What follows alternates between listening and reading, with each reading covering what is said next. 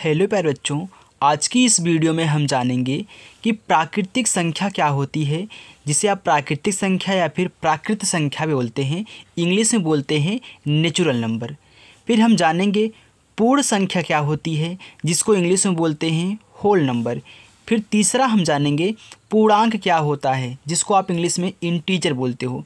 तो सभी को बच्चों मैं बहुत ही अच्छे तरीके से आपको बिल्कुल आपके माइंड में डालने वाला हूँ प्राकृतिक संख्या, पूर्ण संख्या और पूर्णांक को। तो आपको यहाँ पे परिभाषा और विभाषा कुछ भी नहीं रटना है, बस आप इस संख्याओं के आधार पर जान जाएंगे प्राकृतिक संख्या क्या होती है, पूर्ण संख्या क्या होती है और पूर्णांक क्या होते हैं। चलिए, जैसे मैं यहाँ पे आपको बता दूं बच्चों कि प्राकृतिक संख्या वह संख्या है जो 1 से शुरू होती है और अनंत तक जाती है और हमेशा रहेगी प्लस में।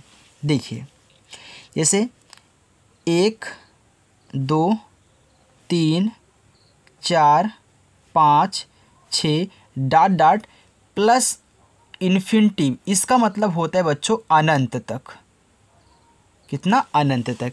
यानी कि जब भी आपको प्राकृतिक संख्याएं पूछी जाएं तो आपको बताना है कि प्राकृतिक संख्या हमेशा प्लस में होती है और ऐसे ही आपको मिलेगी, ना कभी भिन्न के रूप में मिलेगी, ना कभी आपको दशमलव के रूप में मिलेगी। जब भी मिलेगी आपको इस तरह की संख्याएं ऐसे मिलेंगी।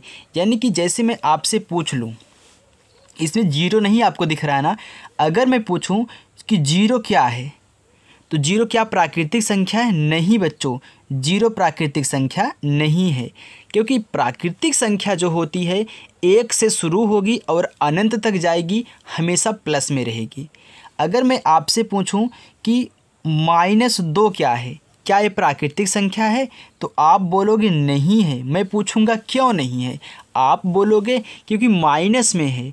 प्राकृतिक संख्या माइनस में बच्चों नहीं होती। अगर मैं आपसे पूछूं कि 2/5 ये प्राकृतिक संख्या है, तो आप अगर 1 से गिनना शुरू करोगे, अनंत तक गिन डालोगे, कभी भी आपको भिन्न के रूप में नहीं मिलेंगी। जब भी मिलेगी एक संख्या ऐसे आपको स्वतंत्र रूप से मिलेगी। तो ये आपकी क्या है? प्राकृतिक संख्या नहीं है। अगर मैं आपसे पूछूं कि 6.65 क्या ये प्राकृतिक संख्या है, तो आप 1-2 से गिनना शुरू करोगे, दशमलव में नहीं पाओगे। तो मैंने आपको बता दिया कि प्राकृतिक संख्या ना बटे के रूप में होगी, ना भिन्न के रूप में होगी, ना दशमलव के रूप में होगी, ना माइनस में होगी। जब भी होगी ऐसी संख्या होगी और प्लस के रूप में होगी। तो आपको बच्चों प्राकृतिक संख्या समझ में आ गई ना। आपको 1 से शुरू करना है, अनंत तक जाना है और प्लस में जाना है। चलिए, अब देखिए पूर्ण संख्या क्या होती है। तो ध्यान देना बच्चों, प्राकृतिक संख्या और पूर्ण संख्या में कुछ भी अंतर नहीं है।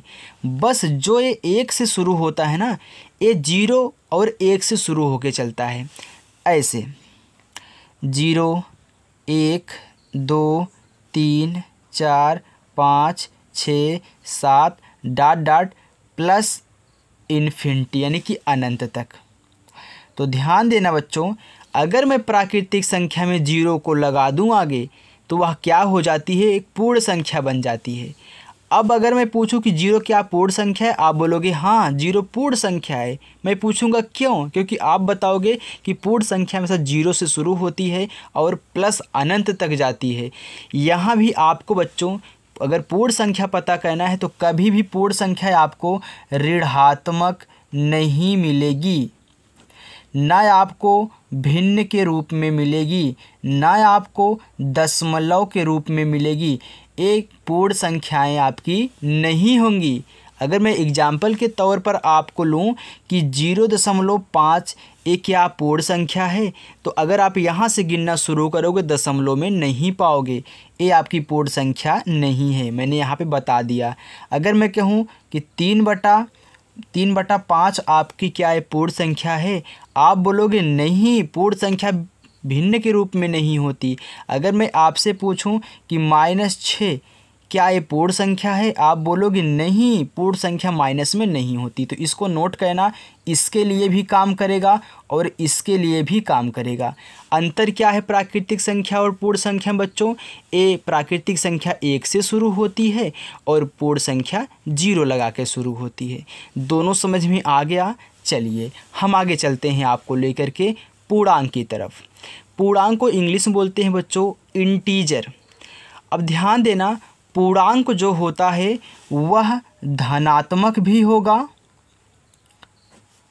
और ऋणात्मक भी होगा,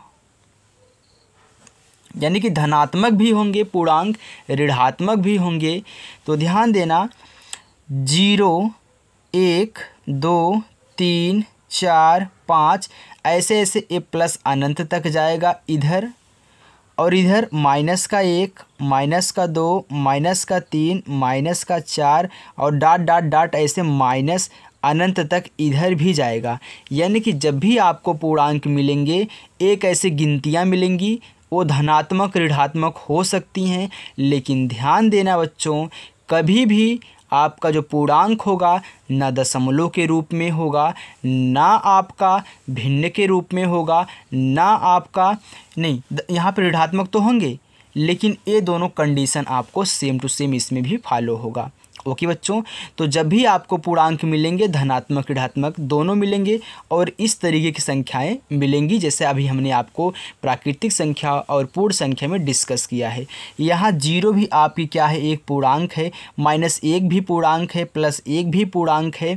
सब कुछ मैंने आपको अच्छे तरीके बच्चों यहाँ पे समझा दिया है। तो मैं आशा करता हूँ कि बच्चों आपको पूर्णांक, पूर्ण संख्या, प्राकृतिक संख्या बहुत अच्छे से समझ में आ चुका होगा। बच्चों यदि हमारी वीडियो आपको पसंद आई हो तो वीडियो को लाइक करें, चैनल पर नए हो तो चैनल को सब्सक्राइब करें।